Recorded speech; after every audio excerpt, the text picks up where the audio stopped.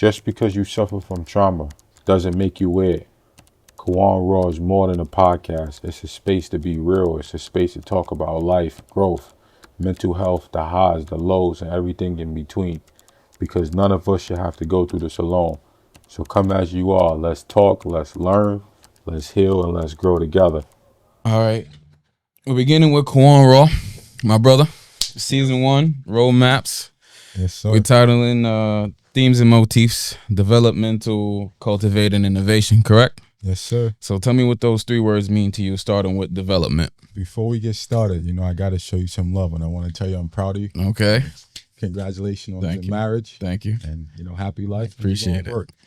Thank you. Love to see it. Love it.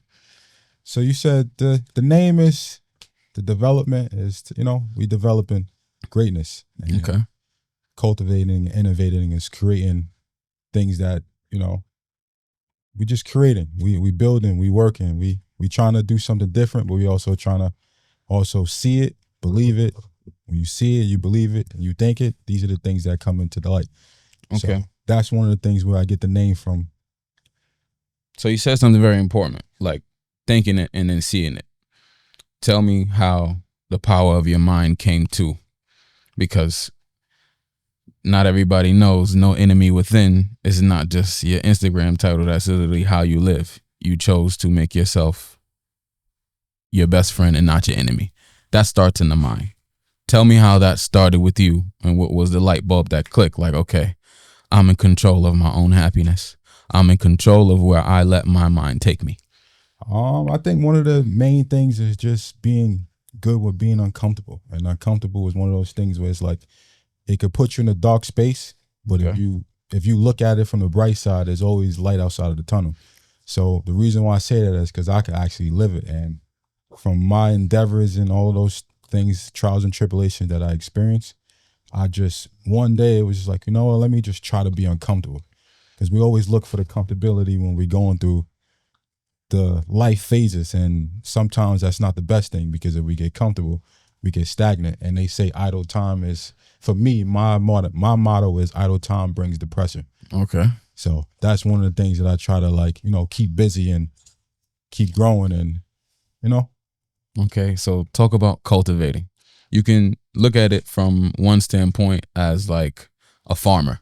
Yeah. Cultivating is making sure that that earth, that soil is prepared for the seed, not just planting the seed.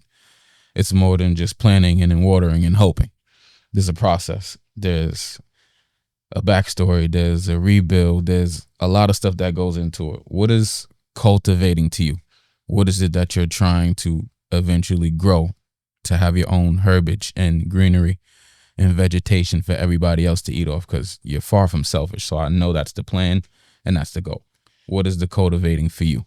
For me, it's really just enjoying the process, man. And for me, I don't enjoy the championship. I enjoy the process of getting there.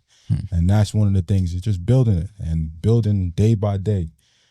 Somebody told me one time at my gym that I go to, in a boxing gym in the city, and they say hard work looks different every day. And that's one of the things that I say that can put you in a space where if you think about it and you actually live in it, there's going to be days where you're tired, where you don't want to do it, where you want to give up and you want to say, I can't take it no more. But then when you take a little nap, or you get yourself out of that environment by putting yourself in spaces where you need to uplift yourself, it becomes like one of those things where it's like, oh shit, this is it. Like, yeah, I didn't like the part of going through it, but I had to, in order to see where, when you get to that championship, it's like, oh, let me sit down and enjoy this.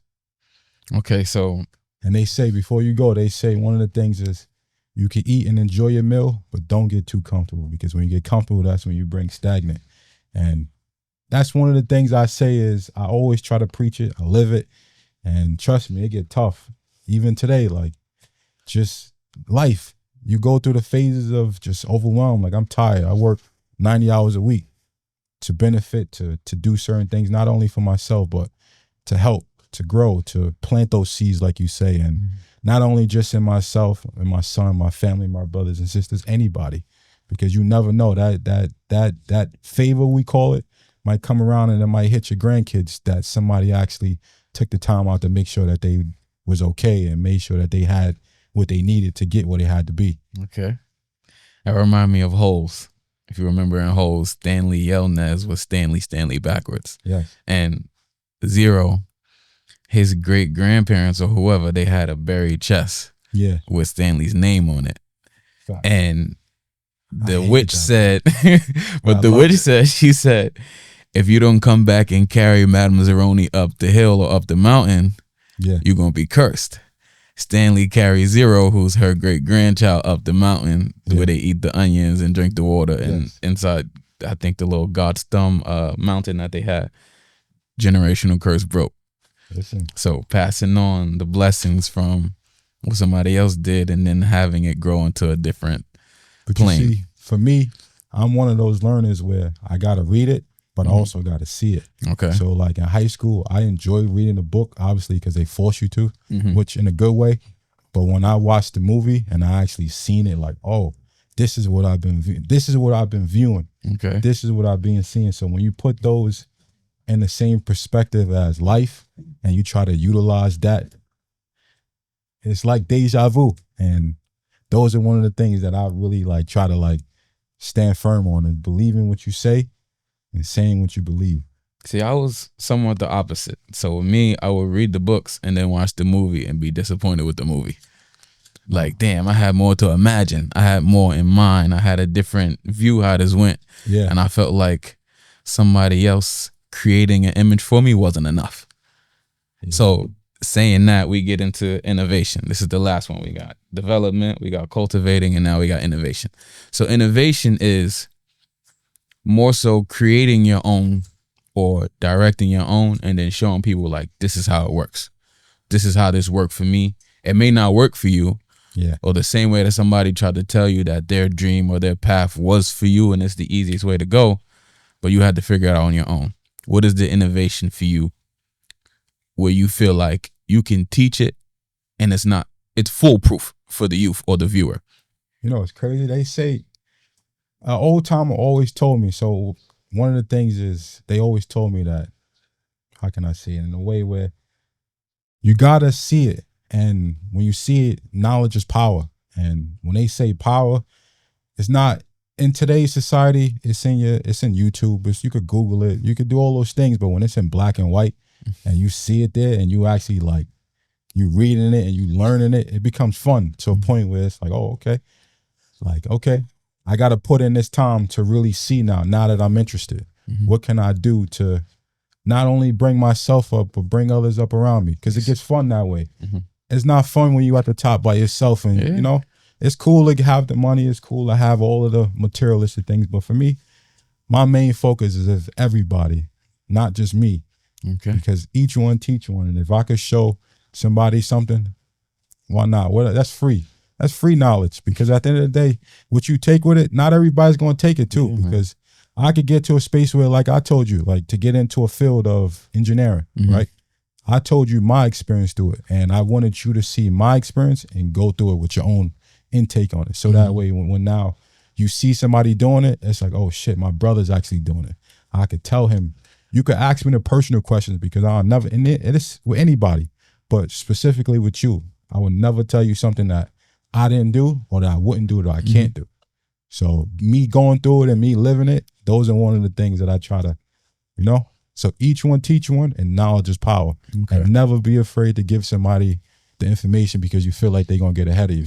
Because listen, hard work looks different every day, bro. So you gotta enjoy the process. And in all the reality, life gets tough, but you definitely gotta enjoy the process because we only get one life. And they say the only thing in life is guaranteed is death. So if I could sit here and enjoy it and have fun and still go through the struggles, why not? When I be tired and my son see me, he be like, yo, Dad, I love you. That means a lot to me because I don't show it. I'm very like private, mellow. You won't really get a response out of me. But when my 10-year-old son see me and he see me for the first time for the week, and he just like, yo, Dad, I love you. Give me a hug.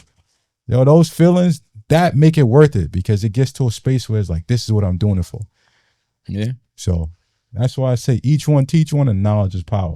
And if everybody's kid is my kid, if I can help, I'll never tell another kid, no, I can't give it to you. Yeah, speaking of Junior, he just pulled up outside. We can hear him talking. Yeah. So So have him walk in. Come in, Kawaun. Come say hi to the folks. We talking about you, and you came just in time. Hey, E. Put your mic down. Come. Say what's up to your dad. Make sure you talk. someone, boy. Make sure you talk mega shit. Don't let me be on the show. All right. So we went over development, cultivating, and innovation, and what it means to you. In this part, we're going to get a little personal. As you can see in our background, we have the train rides and pictures of Brooklyn and the names of the street that we lived on when we grew up. What was the Brooklyn experience for you? I would say one of my Brooklyn experiences was Prospect and Nostrand. Okay. We wasn't there. We didn't grow up there long term as far as at a long pace of our life, but we had family there, so that's what made it personal for us. And we always knew that we had a home to go back to if we did ever was to move over there. And those were not friends; those were like family, even the ones that wasn't our blood. So Prospect is one of the good memories of my childhood. Okay. So you mentioned like always having a home to go back to. Always feeling like we belonged, even though we left at a very young age. I still don't tell anybody I'm from anywhere else other than Crown Heights. You say where I'm from, I say Crown Heights. I don't just say Brooklyn. Because we lived in Queens, we lived in Flatbush, Coney Island, Bed-Stuy, Brownsville with Chip. We lived all over the place. I don't claim nowhere else but Crown Heights, even Georgia. So when I ask about this Brooklyn experience, I want you to talk about what you see from your neighborhood, from the blocks that we lived on. What did they teach you? What did they show you? Like, you know, we very much have our first classrooms at home with mommy and living amongst our siblings. But once you go outside, that's like you in the second grade now. Yeah. You got a lot to learn. You got a lot to keep up with. You got a lot to discover. What is it that these experiences from being on each of one of these blocks, or all of them in together, that you took with you? Like, all right, this is who I am. Like, this is what I know that I'm a part of. This is what I should be doing. So one of the things what stuck with me is where we had the big brothers. What the ones that was the big brothers was the neighborhood. I call those the neighborhood heroes, where it was all right for them to go punch us in our chest if we doing something we're not supposed to be doing, and then run back and tell our parents, and then be like, "Mom, look," and then mom like smack you, and then be like, "Why would you do that?" And then it's like you're getting a double ass whooping. Can't say he hit me. He hit you for what? So those are the disciplinary things that, you know, I like the most, because we had the structure, but it was only so much a single parent could really do for a bunch of kids that was coming up by itself. And, you know, I take it as it's a good thing when I look back at it, because it taught us discipline, it taught us independency, accountability, motivation, hustle. You know, those nights where you didn't see your mom because she was working, and we kind of had to figure it out by ourselves, where now we all amongst ourselves, we raising ourselves, and we going through it, and we doing things we not supposed to be doing, and we doing things we supposed to be doing. Next thing you know, one of the neighborhood heroes come through that door like, hey, what y'all doing? So I enjoyed that the most, because it actually showed love. It actually showed unity. It actually showed that a community can come together and raise the upcoming youth. And that's one of my mottos that I try to teach now, is to be able to be that person where a kid could come to me and tell me what's going on if he needs something, give a hand out, or even just pointing the kid in the right direction to do what he need to do. So me, Crown Heights, I love it. If I could go back, I'll do it again. And all the family that we did create there, they a lifetime family, no matter ups and downs, no matter if I ain't seen them in 5 years, I'm always going to tell you I love you, I appreciate you. And, you know, those are one of the things that I like. Yeah. So your Brooklyn experience, of course, is very similar to mine. We grew up in the same household up until ages 19 and 20. I want you to think about a negative experience. Like when you hear the words crabs in a barrel, what does that mean to you? A part of your Brooklyn experience, because, you know, it wasn't always peaches and cream. Like everything wasn't always developmental, cultivating. and it was a lot of innovation, and some of it good, some of it bad. So when you hear those words, what do you think? Crabs in a barrel. Crabs in a barrel. That's tough. That's for me. That crabs in a barrel is a lost mentality. I feel like it's the youth leading the youth. It's the adults leading the adults in a bad way, where we not holding each other accountable. We not pushing each other. We not growing. It's just we comfortable with being comfortable.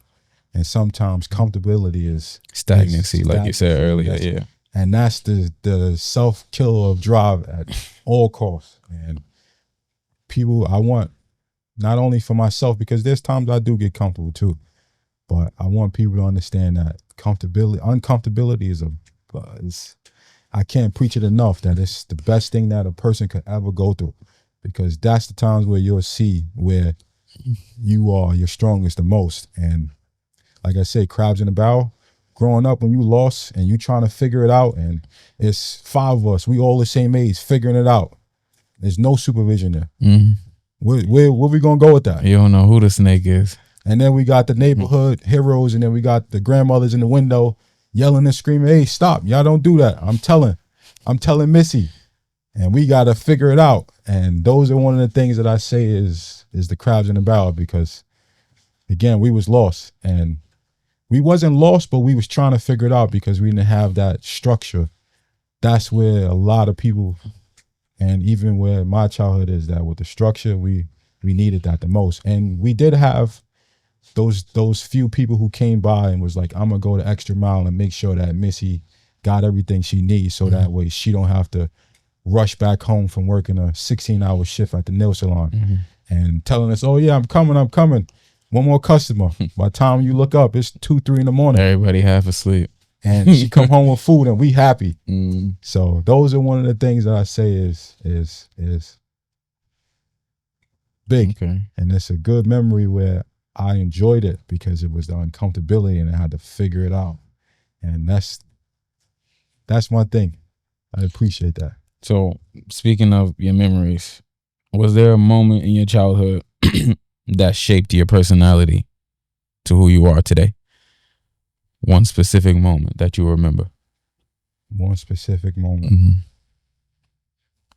that shaped my childhood? Or shaped your personality. A moment from your childhood that you live out today. Oh, you know, it's crazy. It's who you are. One too, because I always tell myself this. So when I get tired and I start getting to the point where I get cranky, that's my body telling me that, yo, you need to take a break, because I don't have a limit on tiredness. So I might be running myself 24 hours for the next 5 days straight.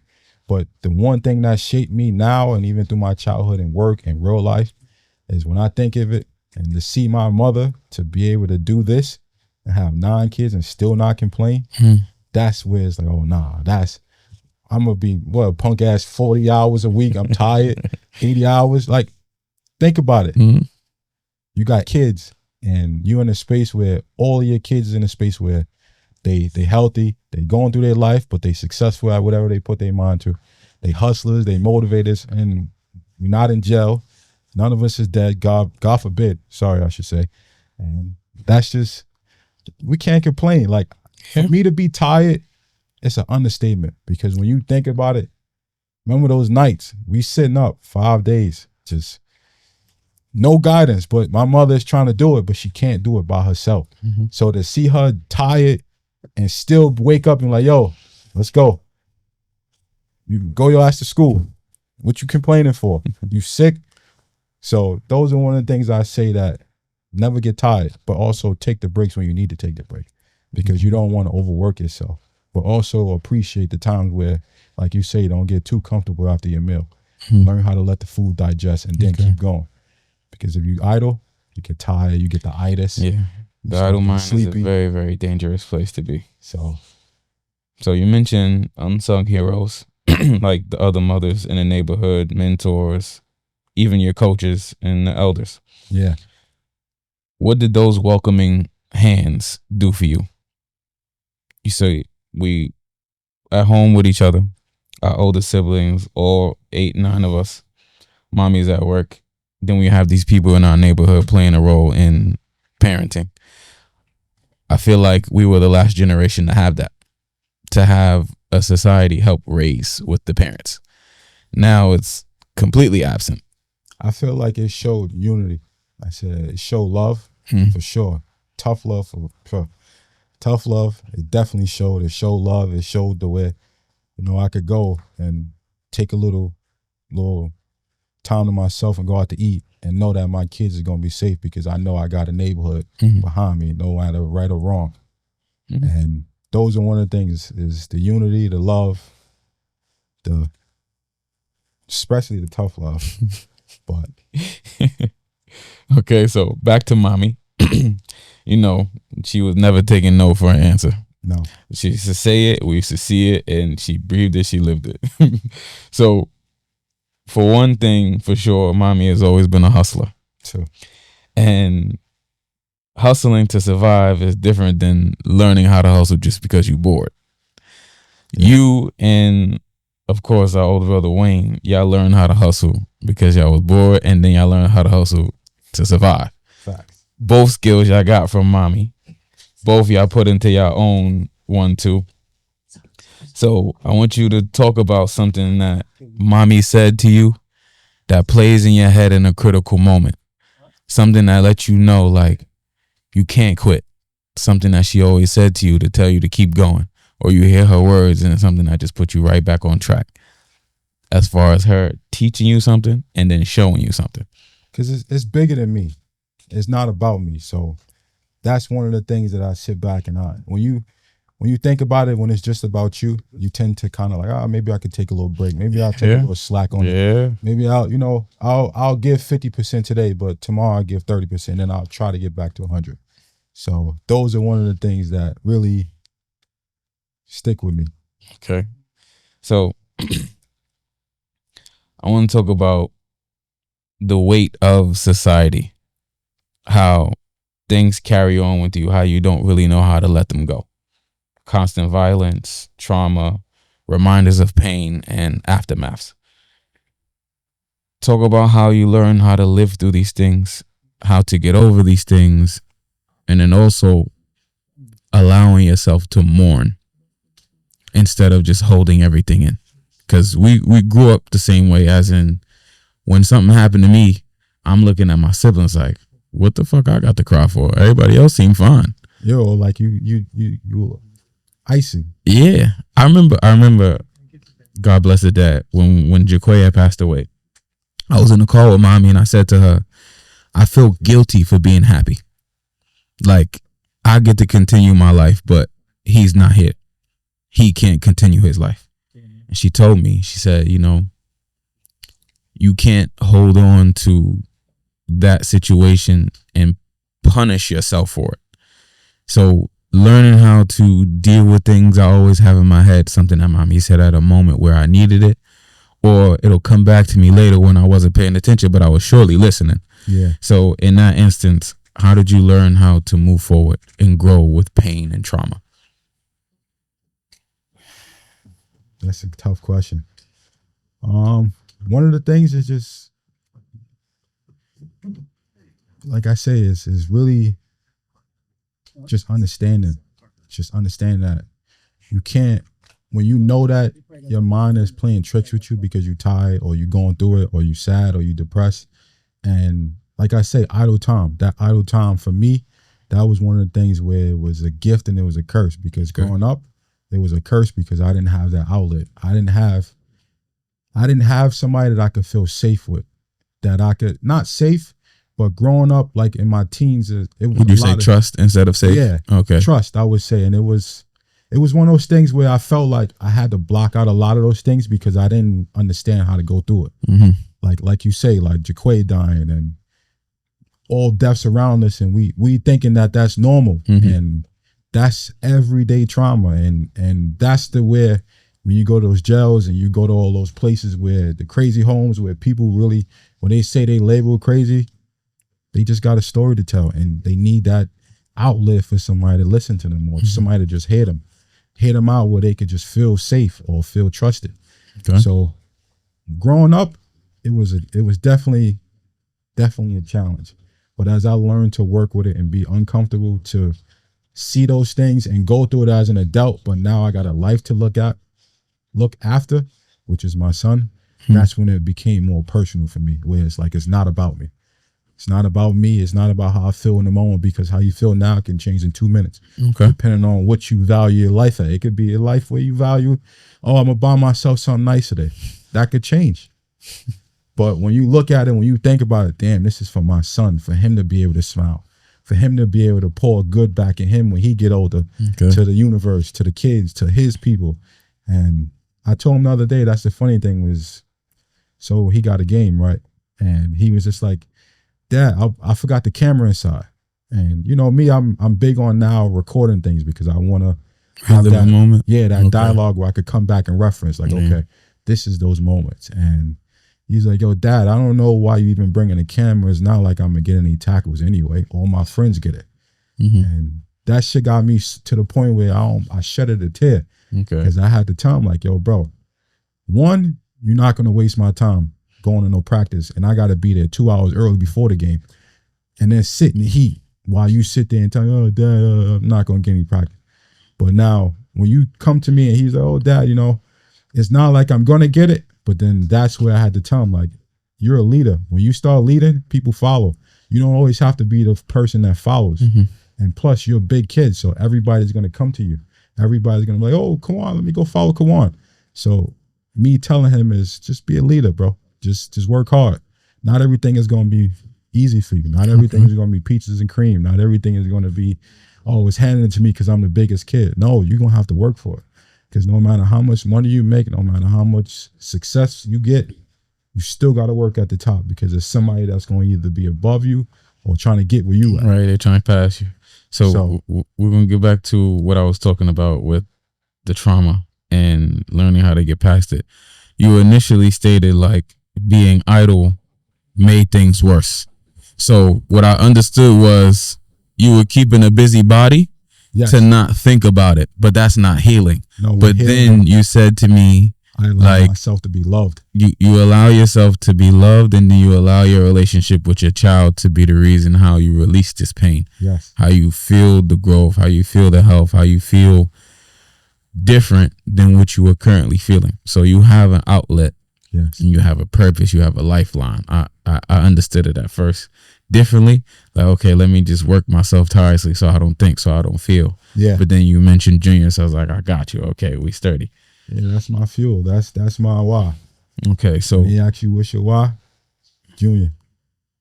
All right, so I wanted to ask you about some keys from your past that led to your future and how you envisioned it. Like, when did you notice that things started to click and doors started to unlock and you were breaking not a generational curse, but a generational cycle? When I was at my lowest. Sitting back, I can remember the day vividly too, going through it. And just one day I just sat there and I was like, yeah, I don't know if I could do it no more. But then I thought about it. And then I had to sit back and really think about it. Like, I really sat on the floor like, damn, what I'm going to do? Like, this shit ain't going to be easy, but I'm going through a path that not nobody, but I haven't seen it be done in my lifetime, because I never had really that. We had the neighborhood heroes, but we didn't know them in their home. So it wasn't really like, it was more like love, but it wasn't personal. But now that it was personal, where it was like, I felt it, I see it, I'm experiencing it, that's where it was like, yo, it's either it's going to make you or it's going to break you. It's either you're going to quit or you just going to suck it up and see what tomorrow brings and start fresh, and always have that mindset of just, yo, let me go to sleep. Let me take a nap. Let me just go sit by the water. My favorite thing is sitting by the water. Okay. I have 3 coins. I have a penny, a nickel, and a 25 cents on a quarter. And chuck them in the water. And each one, so a penny equals what I want currently, which is within the next year frame. And then the 5 cents or the 10 cents is within the 5 to 10 years. Okay. And then the 25 is where I want to be at when I retire. Okay. And I always try to manifest that. And yo, I could go there 5 days a week, and every day is going to change. But at least I know I thought about it. Okay. So, you know? Yeah, thinking about it is half the job. Getting to it is you damn near already there. We here. You're already there. So I wanted to ask you, some personal questions about your love life. Okay. How do you define love? As men, we go through things where love is different to us. Yes. Sometimes it's physical, sometimes it's emotional. Like, how they say, like, your love language or your love touch, whatever it is. Yeah. Sometimes it's just a woman stroking your ego. Sometimes it's a woman's embrace, like a rub on the back or a foot massage or, preparing something in the house. What do you define love as by sight, by touch, and by, allowing it to be receptive? So by sight is just being able to sit down and have somebody that I can connect energy with, like that sight of seeing it. Because again, you could feel it, but you also got to see it too. Mm-hmm. So if I could see it where it's the acts of service of just the little things, like where like, Okay, I work a lot. So I know, and I don't say I work a lot as far as work, because I do, but just in life in general, like I got so much I got to tell. I got a story of it. I got so much behind me to the point where it's like I never feel accomplished. Like I always feel like I'm chasing something that doesn't exist. So when I say what love is for me, it's just being there, being that ear to just listen to me. I'll go through the fire. You sit there and watch me, and make sure that when I'm going through it not for me. It's for a home. Because one of the things that I could say, and it's going back to physical, is stability. Mm-hmm. We had stability, but it wasn't structured stability. So those are one of the things that we go back to, breaking those generational cycles and curse by creating the stability, creating the love and the I'll hug you and be annoying. Like one of the things for me is another physical touch for me is being annoying. Like I like when you're in my face and harassing me. Like when I'm tired, I might be annoyed, but I like that, like because it gets me out of the mind space. Yeah. Like you know what, man, you're annoying. But when you keep doing it for a while and you start like physically like roughing me up, or like that's what I like. Like I like show me you care. Show me you. Yeah, talk your shit. Show me like, you gangster. Yeah, regular shit. I'm fucking with you for a reason. Yeah, so talk your shit. Let me know I'm not too annoying that you could deal with me. Because there's gonna be times where I might be tired, but there's gonna be a lot of times I'm gonna talk shit. Because I like that goes to show if I bother you, one of my love languages too is if I harass you like that, that means I love you. Okay. That means I genuinely care about you. See, mine is not annoying. Like I like to stare. I like to stare till people get uncomfortable. I like to stare when you know that I'm staring and when you don't know that I'm staring. But that's already gonna come, because remember we not small. When you big and you being annoying and you being aggressive and you like, oh yeah, I got that. So I think I have that effect where in all three, where it's like if it's the right time and I'm on bullshit, like playing around and like showing love, I'm gonna be on all three of them to 100. But then there'd be times where you gotta switch it up. Okay. If you're not in the mood, I know I could bother you, but I got to do it in another way. It's like, all right, I'm gonna talk my shit, but I'm gonna make sure that we go and do a different scenery. Let's go out. Let's go sit by the water. Let's go take a walk. Let's go chill at the gym. Do something in that space where we getting out of the environment that we in. Okay. So I'm understanding your love is tolerance. Yes. Your love is consistency, and your love is unwavering. And structure. So self-reflect upon how you give out the love and how you receive it. What would you say about the way that you give love, being a lover? How is it that you would rate yourself or describe yourself as the lover to your previous partners and your current partner? I would say I love hard, like to the point where it's like you get me frustrated. Like I might be quiet, I might be like standoffish, but that shit messes with my mood to the point where like I shut down because I don't know. Like it goes back to growing up. We wasn't really taught to express ourselves. Yeah. What you crying for? And that's not a bad thing and it's not a good thing.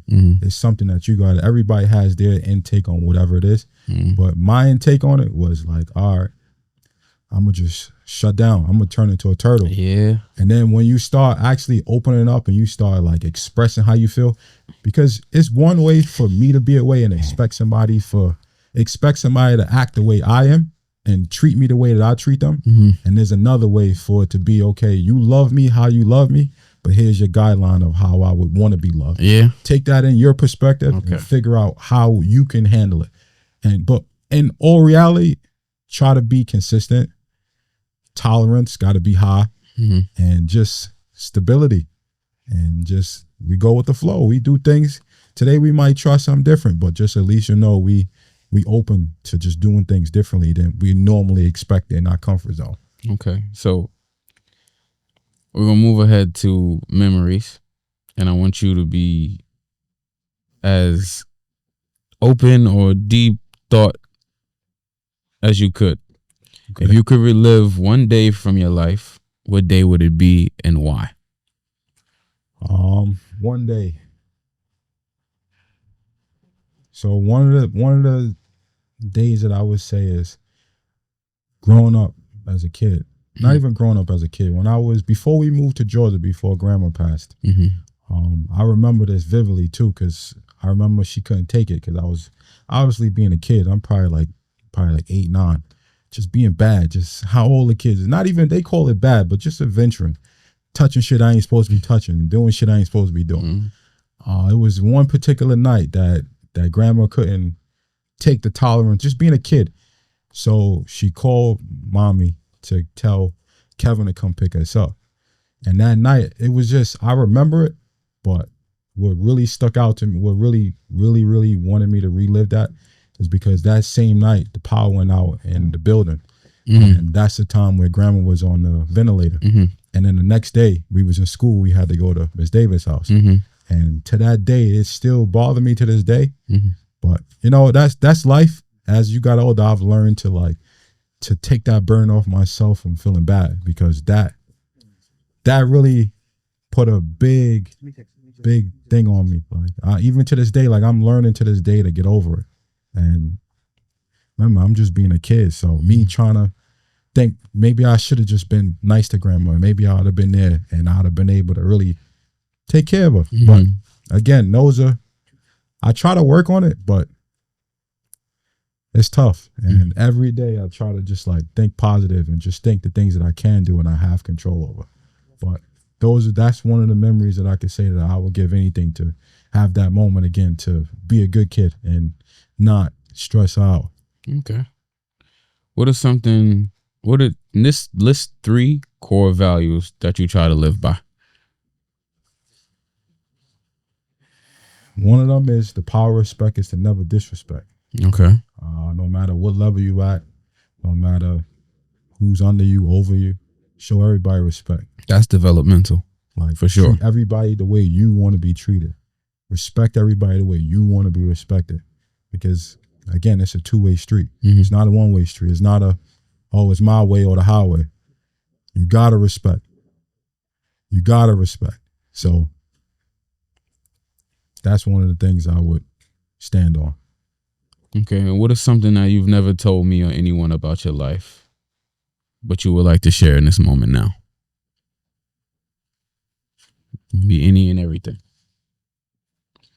That I never told you? Something that you keep to yourself. That one of the things that I would say is what me and you particularly is that I want you to be able to trust me, to know that when I say things in a way, I'm not telling you it because I want you to do it. I'm just giving you an outlet for you to have another thing under your belt to venture off to. And just trust me when it comes down to a lot of things, not really financially, but just trust me because I'm living it. And you going through your phases in life, you going through your thing. But again, though, it's everybody has their own thing. And one of the things I would say is just trust me. I got you. No matter, we have these conversations, we always talk. But one of the things I never told you is one of the things I want you to do is just trust me. And don't follow me, but let me lead by example, where you could be comfortable enough to say, okay, that's one of the things I could put under my belt. Okay. Well, I don't think I've ever had an issue with trusting you. Yeah. I did feel like at one time when we did have those conversations about what we would do if mommy passed away, who's going to step up and what's the ranking going to be like, how much closer do we have to get? Because as sad as it is, death is always something that brings everybody together. Yeah. And then it's for those months, years, whatever that pass afterwards, everybody starts to wither away. The cloth becomes unknitted again. We begin to separate. So when we had that conversation, you had said something to me like along the lines of, I didn't know that you looked up to me. I was like, yeah, of course I look up to you. You're my older brother. It was never like something that I didn't do, or even with the closeness in age, I've always looked up like, okay, this is my older brother. That year and 7 months, that's far ahead of time. And your experiences, even with all of our time together, you're the only brother that I've always shared a room with. True. Wayne got out when multiple years ahead. Yeah. Kevin had his own room. It was always just me and you in a room together. Yeah. So with that being said, as far as looking up to you and having this type of reflection and you experience something, I want you to be able to understand that I don't have a problem with trusting you. I see you doing that for your siblings, and then I also see you doing it for your son as well. So I wanted to ask you, finally, how do you want to be remembered by Kawaun Jr.?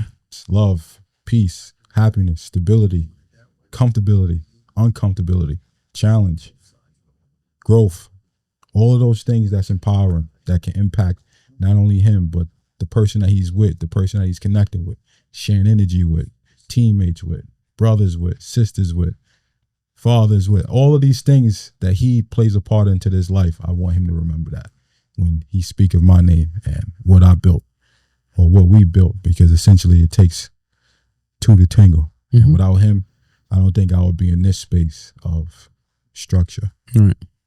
Because I remember, when I don't know if you noticed me noticing you. As I said, we always shared the same room.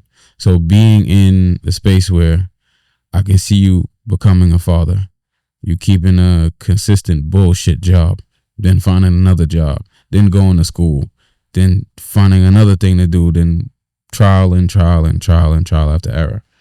I've watched you in these stages. I watched when the light bulb clicked. I watched when you found something else to do, when you became tireless, when you really became no enemy within. Yeah.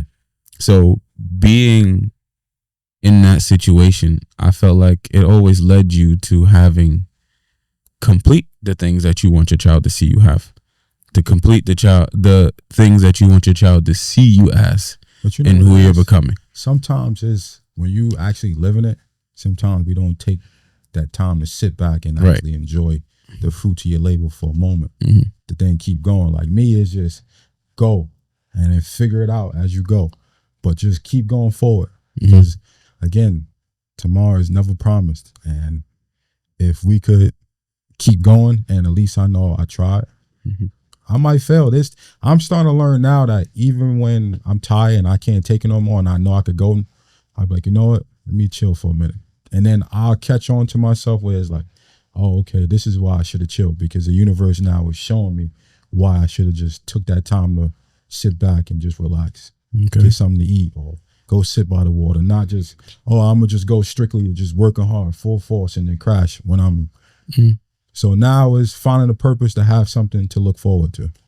And looking forward to is enjoying the fruits of my labor, actually sitting down and spending time with my son and building this establishment that I built from the ground up, where now he's seeing it, but now I can also see him enjoying it with his friends. And even there's times where now I want to learn how to get into doing the new virtual technology things of just every day, because anything you do now is technology. Right. You ask Google what's the definition of a word? ChatGPT, you go on ChatGPT, every day. They tell you. I say hello, they say hey Kawaun. That's crazy. Or you go on TikTok or you go on YouTube or Instagram, you look up a pair of sneakers. Always learning. Now all of a sudden you see an algorithm of the shit that you've been looking up. Yep. And you might not even look it up. You might think it, and it's still on that's the phone. FBI for real. But so it is the new age. Yeah. So those are one of the things that I look forward to, is learning, and like they say, enjoying the fruits of the labor. Enjoying the fruits of the labor is not only just me enjoying my success, it's enjoying it with my son. The little things where now on my days off, we can sit down and watch a movie, and we can sit down and play the game together. I can even sit down and watch him talk shit with his friends, and I'll just sit back and just be sitting there. What's going on? So this is Kawaun Raw's podcast, and right now we shooting a podcast in the DCI Studios, well, the DCI Production Studios, which is development, cultivating, and innovating. And this is the culture. This is what we consider culture. This is where we can sit down and have these conversations where we can uplift, but we could also show each other that we're not the only ones going through it. And, you know, work hard. Let's get to it. We got to get to this work, man. Yes, sir. Yes, sir. That's it, man. We So working. you said something that's very important. Like, what I wanted to add was being able to inspire. That's one of the greatest acts that a human can do. Yeah. And that's what you told me that we wanted to do. That's what we're going to get at, is inspiring others. So let's talk about where we are, what you built, what you're looking forward to with the building process, and how it never stops. So right here, this is the DCI Productions. We could do multiple things. One of the things that we are able to do is, one, obviously, we can play into the world of playing video games. Can I stop for a second? Yes. Don't look at him. Look at the camera when you're doing this and do the intro part. Okay. He's not here. He's All just right. asking you questions. All right, cool. You Okay. wanna ask again? He's going to take the question out, but Yeah. he just wants you to I talk. just want him to, so I can have. Okay. A little bit down and point it up and talk to both cameras, all right? All right. All right. So what I'm going to do is remind you, talk about inspiration, talk about development, talk about cultivating and innovating. Okay. And then you establish the brand, you establish what you built, what you're looking forward to, what you built, and then you go into something else. Okay. I wonder if this So you want to ask the question now? So Yeah, I'm going to ask you now. You ready? Yeah. Okay. So here in the DCI Studios, what was your goal to actually show development, show how you can cultivate, and show people what it is that you innovated from this product that we're currently sitting in right now? So with the DCI Productions, I didn't have really a blueprint. I kind of was going off of visually, and as I went through time and to see what I want to build, I wanted to pour into, like I say, the youth. And what's today that the youth like is virtual. Everything is sitting in front of a camera. Everything is playing video games on live and playing with your friends and being in a space where it's a safe space for the kids. It's a safe space for whoever wants to use it, where they could be comfortable and play, and also be comfortable with the air quality, the settings of the noise cancellation, TVs on the wall. If you want to switch it up, you want to do PC and you want to be on Twitch, or you want to play a video game and play Call of Duty on the wall, you can play Call of Duty. If you want to watch the movies, you can watch movies on the projector screens. You could put on Netflix and chill. So these are the things that I'm trying to incorporate. And as days go on, like I said, I'm pouring into the youth. I ask these questions. I invite the kids over. I invite my son's friends over to figure out what are the things that they need in order to be comfortable. They need to grow, which is development and working on a skill or craft. And a lot of the things now with our culture is, it's not books, it's virtual. So like you say, the kids, they see it. They want to be just like them. They see what they see on TV. And a lot of the kids have that goal, because I know I had that goal growing up as a kid. I want to see just the fun stuff. If I could create content in a space where I can watch myself and then other kids could watch myself, see me grow and do things that the culture is doing now, or the environment that I'm in. So that's what we're working towards. So every day we're building, and we're just getting the knowledge from the youth and seeing where we could grow. And tomorrow it might be different. Tomorrow we might be in podcast mode, or the next day after that we might be in YouTube mode or Twitch mode. So we're working. Okay, keep the look ahead, and I'm going to tell you to explain the theme and then the motif. Remember, the theme is what it is that you're trying to paint, and then the motif is with what you built, what is it that you're looking forward to. So you continue that, and I'm going to add that to your first intro, but keep the look ahead. Remember, theme and motif. So the theme of DCI, this DCI project is? So the theme of this DCI project is just creating visual content. and being able to be in a space where we're producing upcoming artists, kids who are into video games where they like to play on their things, where they like to play on PlayStation or the Xbox, or even the kids that want to play in the PCs.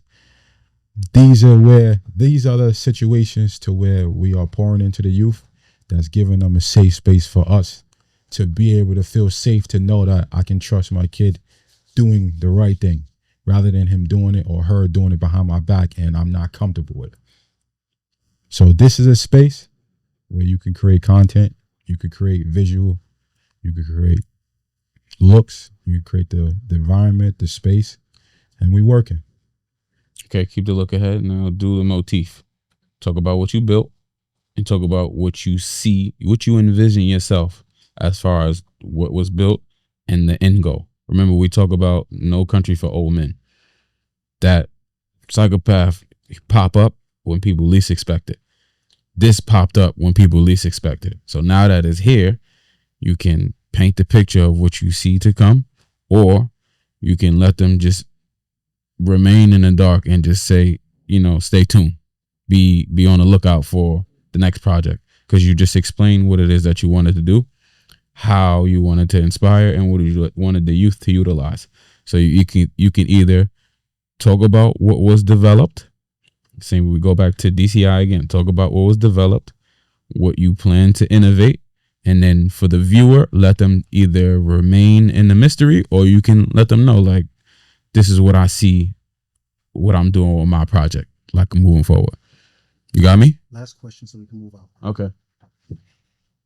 You got me? Yeah. Let me say it again in another way. First part. Okay. So we're talking about the motif now. Talk about what was built. Talk about what you see is going to come out of this, because you talked about what you did it for. Now talk about what you're going to see coming out of it. Like, what's going to happen after the youth have the utility to use these things? What's going to happen when you can allow somebody to have a platform to speak about a brand or speak about their innovation? So what's going to happen is what we're producing here is we want to show that we could pour into our youth and our generation behind us, to show that I see you working, but this is the way you could do it, and a safe space for you to do it. And we just want to develop stars in just anything in life you want to put through, seeing that you could do it. Work hard. You come here. This is a safe space for you to just be you. Whichever route you want to take is for you to be you.